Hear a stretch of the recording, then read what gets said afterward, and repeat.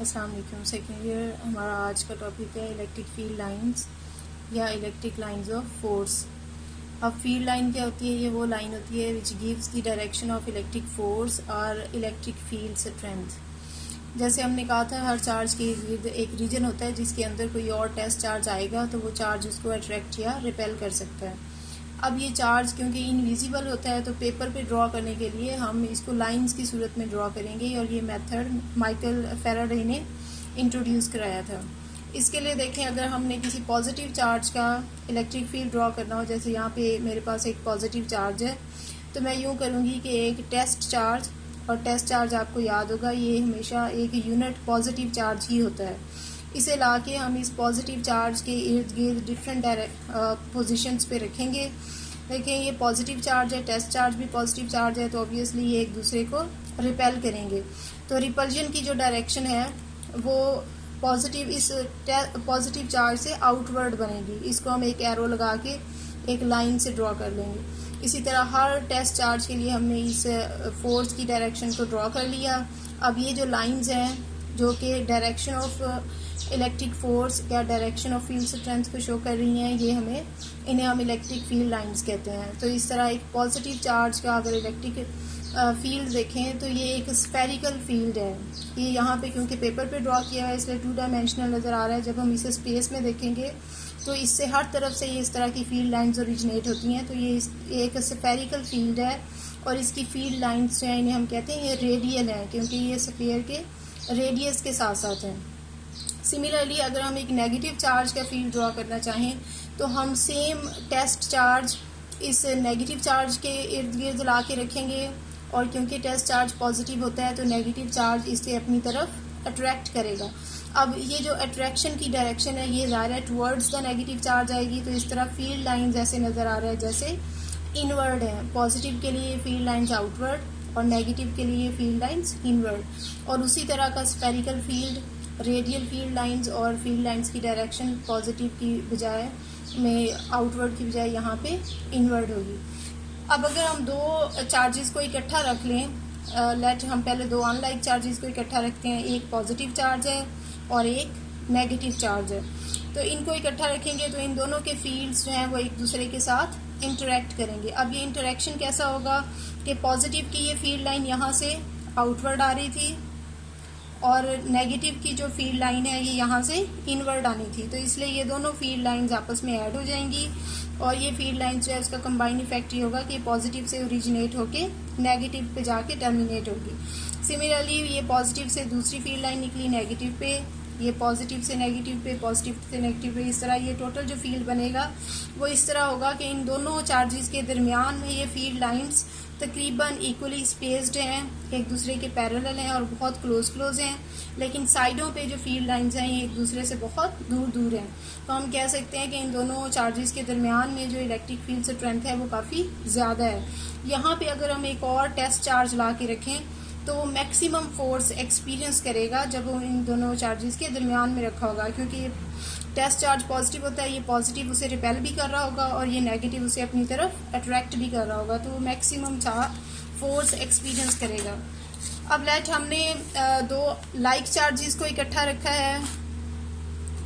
Late ये दोनों positive charges हैं, तो देखें इस पॉजिटिव चार्ज की फील्ड लाइन इधर को जाने की कोशिश करेगी, इस पॉजिटिव चार्ज की फील्ड लाइन इधर को जाने की कोशिश करेगी।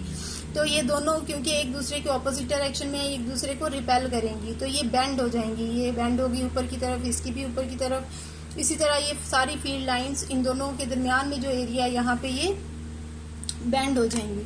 तो जब ये बेंड होंगी तो इनके दरमियान में एक ऐसा रीजन बन जाएगा जहाँ पे कोई फील्ड लाइंस नहीं है, ये जिसे मैंने क्रॉस से शो किया है। ये वाला जो रीजन है इसे हम न्यूट्रल जोन कहते हैं। न्यूट्रल जोन का मतलब ये है कि यहाँ पे अगर हम कोई टेस्ट चार्ज ला के रखेंगे तो यहाँ पे क्योंकि कोई फील्ड नहीं है तो टेस्ट चार्ज पे कोई भी फोर्स एक्सर्ट नहीं होगी। और लॉजिकली भी हम इसको देख सकते हैं कि अगर टेस्ट चार्ज जो है वो क्योंकि पॉजिटिव चार्ज है तो सेम फोर्स से ये दोनों पॉजिटिव चार्जेस से अपनी तरफ अट्रैक्ट कर रहे होंगे, तो जो ओवरऑल इफेक्ट है इस पे फोर्स का वो क्या हो जाएगा, ज़ीरो। उसके बाद हम देखते हैं field due to oppositely charged parallel plates. ये दो प्लेट्स हैं, इस तरह से हमने इन दोनों प्लेट्स को एक दूसरे के आमने सामने रखा हुआ है। एक प्लेट की सरफेस पे पॉजिटिव चार्ज है दूसरे की सरफेस पे नेगेटिव चार्ज है। तो क्योंकि लाइंस ऑफ फोर्स ओरिजिनेट हो रही हैं पॉजिटिव से, यहाँ पे टेस्ट चार्ज रख के भी देख सकते हैं, तो ये पॉजिटिव से ओरिजिनेट होंगी और नेगेटिव पे एंड होंगी। ये साइड वाली जो फील्ड लाइंस हैं ये थोड़ी सी बेंड होती हैं क्योंकि इनकी साइड्स पे और कोई फील्ड लाइंस नहीं है। तो ये जो पैरेलल प्लेट्स हैं इनका फील्ड देखें, ये सेंटर पे ये फील्ड लाइंस इक्वली स्पेस्ड हैं, पैरेलल हैं एक दूसरे के, तो ये फील्ड हम इस तरह की फील्ड को हम कहते हैं यूनिफॉर्म, जिसमें फील्ड लाइंस के दरमियान डिस्टेंस चेंज ना हो रहा हो। इसके बाद प्रॉपर्टीज़ हैं इलेक्ट्रिक फील्ड लाइंस की। अब तक जो हमने पढ़ा है उसमें देखें, हमने देखा कि field lines originate from positive charge, ये पॉजिटिव चार्ज से बाहर की तरफ इनकी डायरेक्शन होती है, टर्मिनेट ऑन नेगेटिव चार्जेस, और टर्मिनेट का मतलब होता है एंड होना, इनकी ये जो नेगेटिव चार्ज है उसकी तरफ आके एंड हो जाती हैं, उसके अंदर एंटर हो रही होती हैं।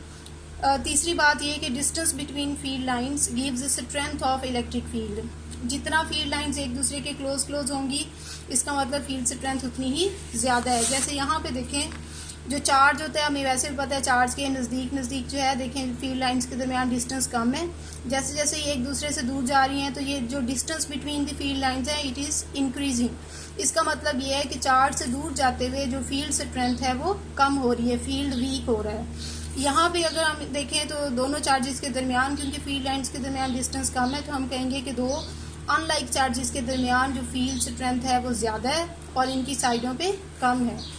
इसी तरह यहाँ पे ये जो मैंने आपको बताया था पैरेलल प्लेट्स के लिए कि इक्वली स्पेस्ड हैं, तो इसका मतलब ये है कि फील्ड की स्ट्रेंथ चेंज नहीं हो रही। इस तरह की फील्ड को हम कहेंगे यूनिफॉर्म फील्ड। उसके बाद चौथी बात यह है कि direction of field line gives the direction of electric field strength.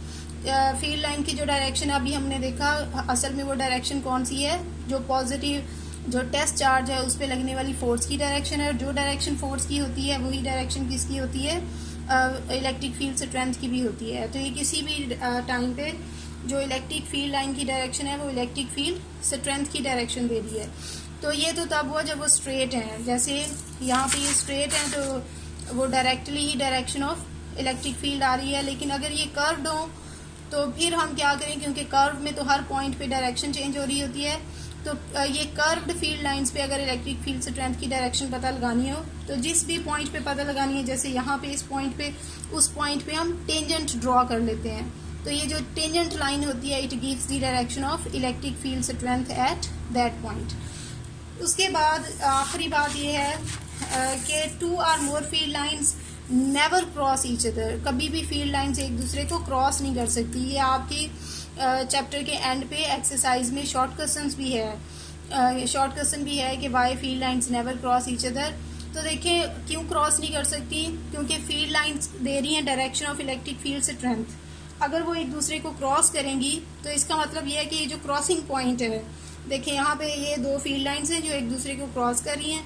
Crossing point पे हम दो टेंजेंट्स ड्रॉ कर सकते हैं, यानी क्रॉसिंग पॉइंट पे एक ही पॉइंट पे इलेक्ट्रिक फील्ड स्ट्रेंथ की दो डायरेक्शंस हो सकती हैं, जो कि पॉसिबल नहीं है। किसी वेक्टर की एक पॉइंट पे एक से ज़्यादा डायरेक्शन नहीं हो सकती। तो इसका मतलब ये है कि अगर ये पॉसिबल नहीं है तो field lines will never cross each other. चलें, ये आज का हमारा लेक्चर था। अगर कोई क्वेश्चंस हो तो आप लेक्चर टाइम में पूछ सकते हैं। Thank you very much.